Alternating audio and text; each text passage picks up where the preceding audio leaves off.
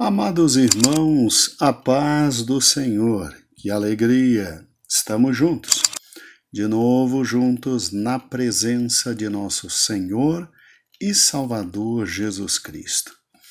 Amados, aqui quem vos fala é Pastor Gedeon Júnior e desejamos a todos um dia abençoado.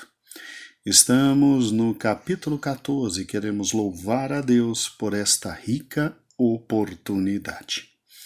Aqui nós temos os 144 mil diante do trono, em Sião, diante da presença de Deus, louvando e engrandecendo ao Senhor Todo-Poderoso.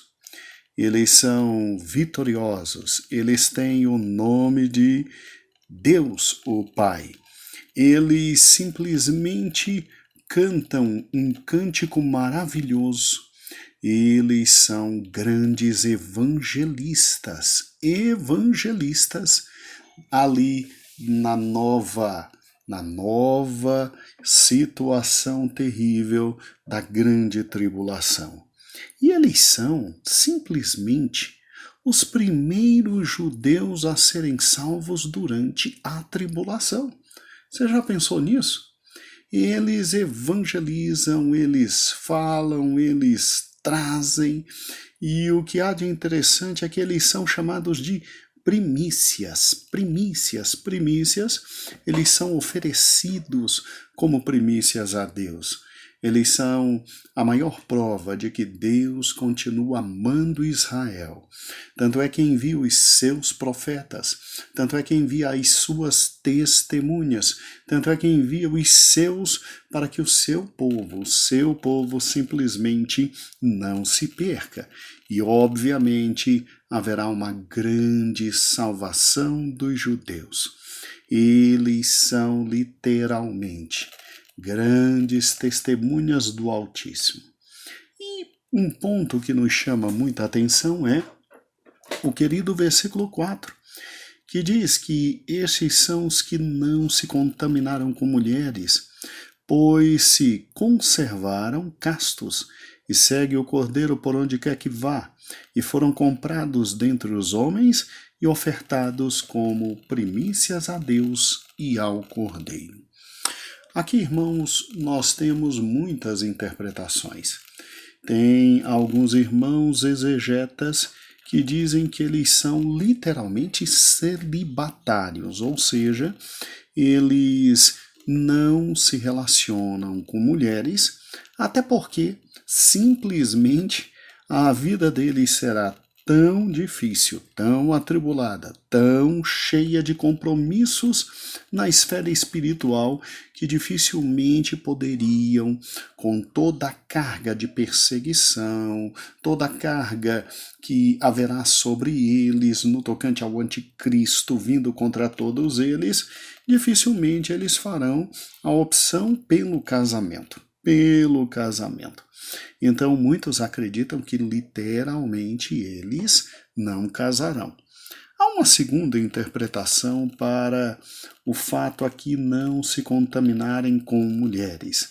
A segunda interpretação acredita que eles não se misturarão na terrível fornicação espiritual que haverá nesta época. Lembre-se. Você não pode se esquecer que a estátua do anticristo a ser adorada é o maior dos ídolos existentes na época. Durante a grande tribulação, não deixará de existir religião.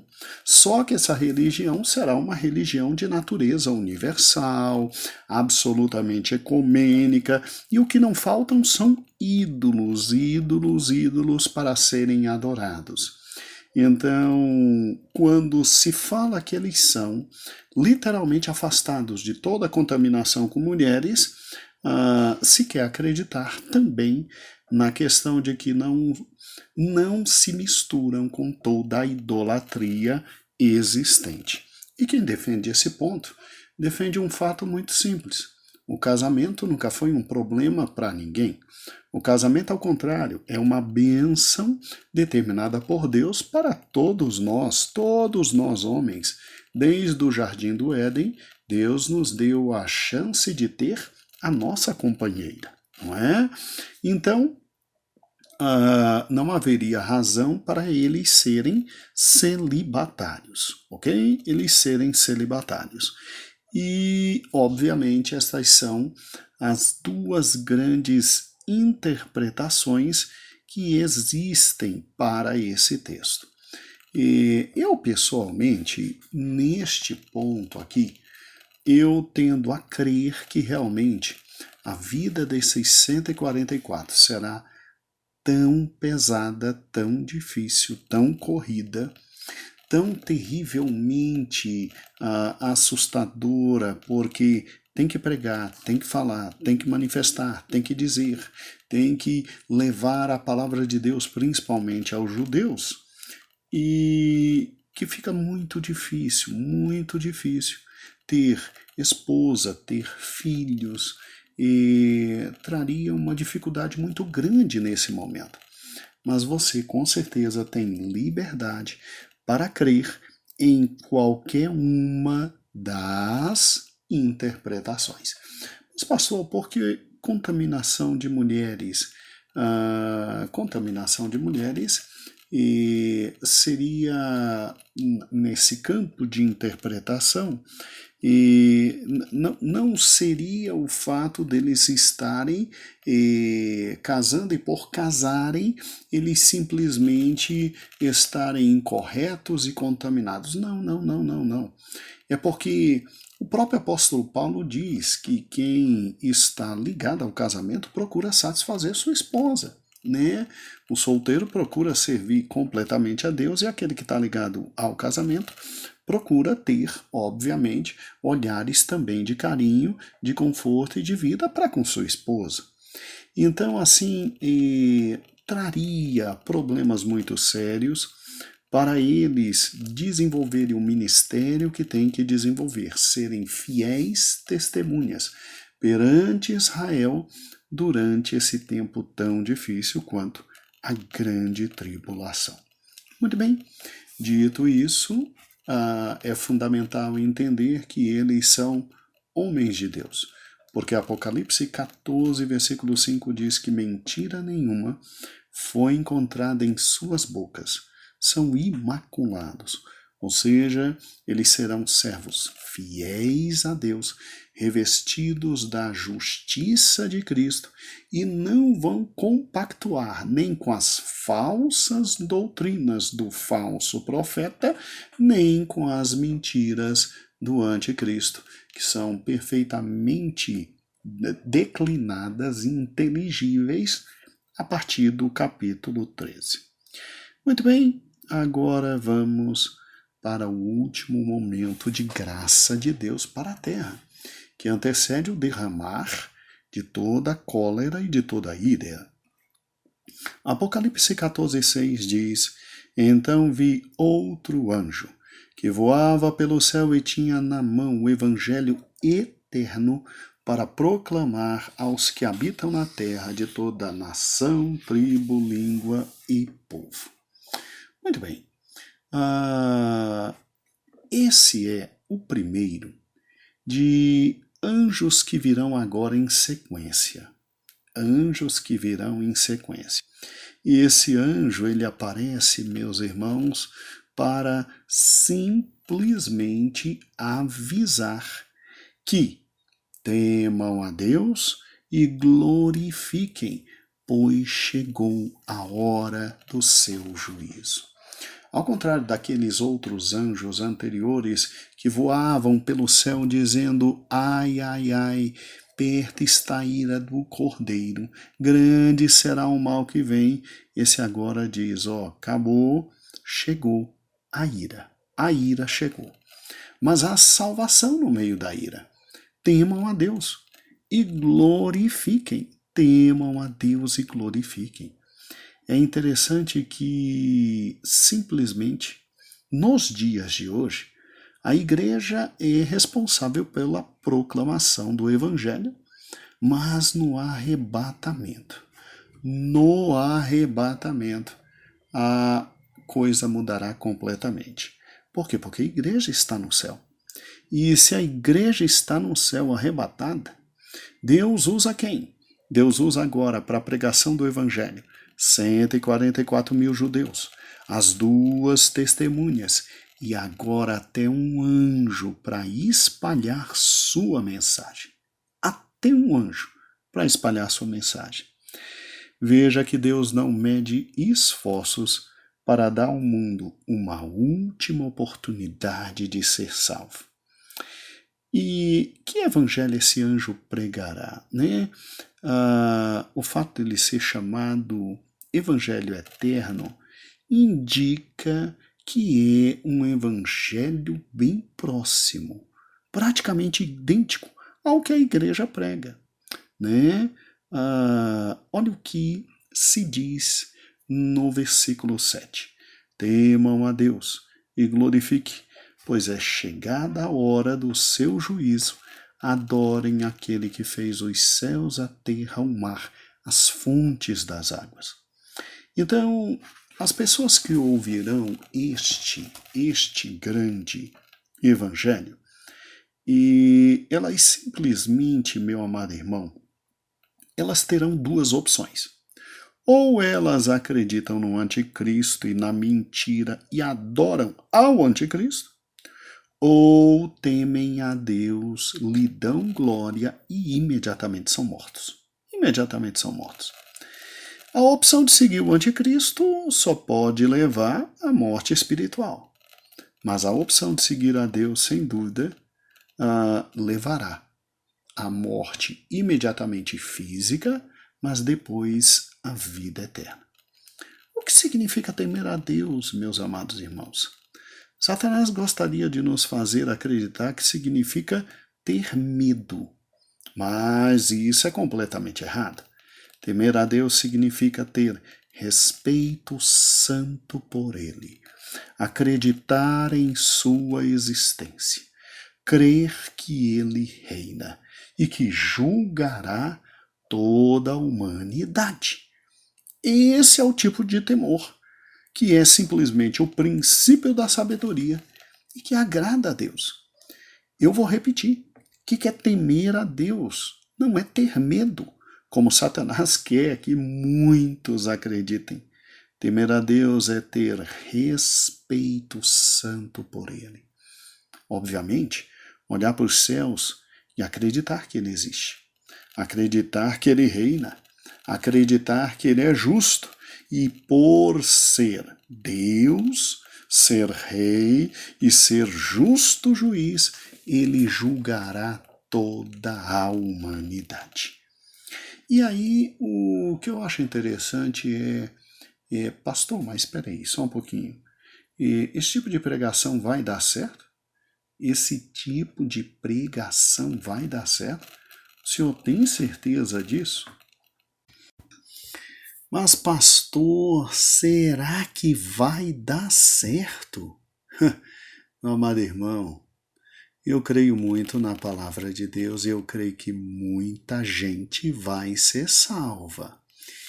E isso me faz lembrar um garotinho chamado Jonas. Você se lembra de Jonas? Tem pregações na Bíblia que eu acho fantásticas. Em Jonas capítulo 1 diz assim: E veio a palavra do Senhor a Jonas, filho de Amitai, dizendo: Levanta-te, vai à grande cidade de Nínive, clama contra ela, porque a sua malícia subiu à minha presença. E aí Jonas, depois de passar por todos os percalços, porque ele não queria a salvação de Nínive, né? Ele queria que os assírios morressem mesmo. Aí ele, passando por todo o aperto que passou, e devia estar muito apertado naquele grande peixe, porque ele diz que do inferno clamou, né? Aí ele é vomitado, ele tem uma nova chance, e ele vai até a cidade de Nínive. E o versículo 3 diz assim: E veio a palavra do Senhor segunda vez a Jonas, dizendo: Levanta-te, vai à grande cidade de Nínive e prega contra ela a mensagem que eu te digo. E aí o versículo 3, agora, óbvio, depois de apertado, né? Jonas sai da praia. Guarde uma coisa, Nínive não tem praia, então Jonas não foi vomitado em Nínive, tá? Jonas teve que andar muito para chegar ainda em Nínive, e chegando em Nínive, segundo a palavra do Senhor, ele viu que a cidade era muito grande e para percorrer todinha 3 dias de caminho. Aí lá vai Jonas simplesmente pregar durante 3 dias. E a pregação foi fantástica. Olha o versículo 4 do capítulo 3 de Jonas. E começou Jonas a entrar pela cidade, caminho de um dia, e pregava dizendo: ainda 40 dias e Nínive será subvertida. Você já imaginou que pregação fantástica é essa? O indivíduo nem fez uma introdução, nem fez um desenvolvimento e menos ainda queria fazer apelo. Rapaz, meu Deus do céu, que difícil, Jonas. O sujeitinho difícil, Jonas. Ele simplesmente pregou e só falou exatamente o que Deus mandou falar. E, segundo a palavra de Deus, ele se senta no monte esperando a destruição dos ninivitas. E o que eu acho fantástico é que, versículo 5, e os homens de Nínive creram em Deus e proclamaram jejum, vestiram-se de saco, desde o maior até o menor. E olha que isso chegou até o rei de Nínive. Então presta atenção, olha que interessante. Deus é Deus de impossíveis. Se em Nínive Deus poupou uma cidade inteira, mandando um profeta que não queria pregar, e não queria pregar mesmo, né? E esse profeta, a pregação inteira dele era: ainda 40 dias e Nínive será subvertida. Ainda 40 dias e Nínive será subvertida. Achei fantástica a pregação de Jonas. Meu Deus do céu. É lógico que quando este anjo simplesmente sair pregando o evangelho eterno, simplesmente dizendo: temam a Deus, glorifiquem-no, pois chegou a hora do seu juízo. Adore aquele que fez os céus e a terra e o mar e as fontes. Você acha que alguém vai ser salvo? Vai, porque o coração de muitos já tinham simplesmente passado pelo trabalho dos 144 mil. E depois, com as duas testemunhas, evidências sobrenaturais ocorrem, porque as duas testemunhas, segundo a palavra de Deus, são ressuscitadas. Meu amigo, as duas testemunhas são ressuscitadas e simplesmente sobem aos céus na vista de todo mundo. E agora era só o que faltava, sim, um anjo descer do céu pregando o evangelho eterno. É óbvio que muitos serão salvos. Que Deus misericordioso, né? Que Deus misericordioso. No céu você tem todo um culto de louvor e adoração, e nesse exato momento sai o primeiro anjo dizendo: temei a Deus e dá-lhe glória, porque é vinda a hora do seu juízo, e adorai aquele que fez o céu, a terra, o mar e as fontes.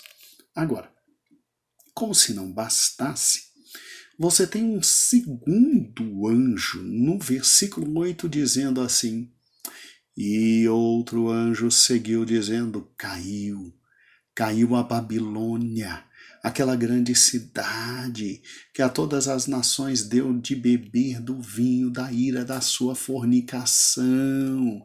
Aí pronto, aí as dúvidas diminuem, Porque quem ainda olha para todo o sistema religioso unificado, chamado nesse momento de Babilônia, e simplesmente escuta um outro anjo dizendo: ó, caiu, caiu, o que vem agora é só ira, caiu, acabou a colher de chá. Acabou a colher de chá. Que história é essa de vocês continuarem se embriagando com a fornicação? Acabou a colher de chá, não tem mais papo. Caiu a Babilônia. Aí esse povo vai ficar com o pé atrás.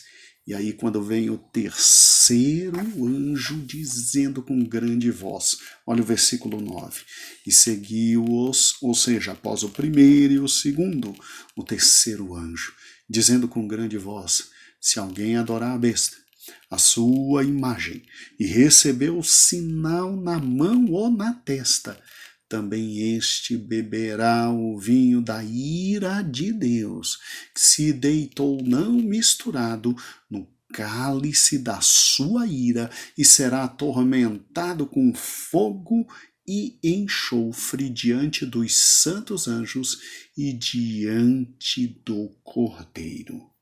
Meu amigo, se existe alguém ainda com dúvida nesse momento, mas não se preocupe. Se tem alguém com dúvida nesse momento de que o sistema que está existindo na Terra é absolutamente demoníaco e que Deus o abomina e que Deus o detesta, tanto é que agora vem o cálice completo da ira de Deus sobre todos eles. Se tem alguém em dúvida, esse alguém agora, todas as dúvidas terminam, porque de forma sobrenatural Deus manda mensageiros para dizer: olha, em primeiro lugar, o temor e a glória é para mim, porque eu é que fiz céus, terra, mar e fonte. Vocês estão adorando o cara errado. Segundo lugar, o sistema que ele criou, esse sistema chamado Babilônia, tá? E nós veremos no nosso próximo encontro que Babilônia, sim, é essa terra de confusão, essa terra das falsas religiões. Caiu, eu agora vou derramar a minha ira. E para ninguém ter dúvida, isso aqui é para deixar claro, porque Deus não é Deus de confusão, para deixar claro. Vem um terceiro anjo e diz: se adorar a besta, se adorar a sua imagem, se receber o sinal na mão e o sinal na testa, meu amigo, você vai beber o vinho da minha ira. E agora aqui está uma divisão radical entre todos os seres humanos. Grande parte da população ouvirá e crerá e morrerá nesse momento. Grande parte da população ouvirá, não se converterá e receberá um sinal da besta e adorará, sim, a imagem da besta. E aí os destinos estão absolutamente traçados. E aí que cada um escolhe nesse momento, no último momento de escolha de graça e de misericórdia, o que na vida quer, e colherão exatamente o que aqui está. Amados irmãos, 3 anjos, 3 avisos e os 3 últimos segundos de misericórdia. Até amanhã, que Deus os abençoe, estaremos juntos. A paz do Senhor.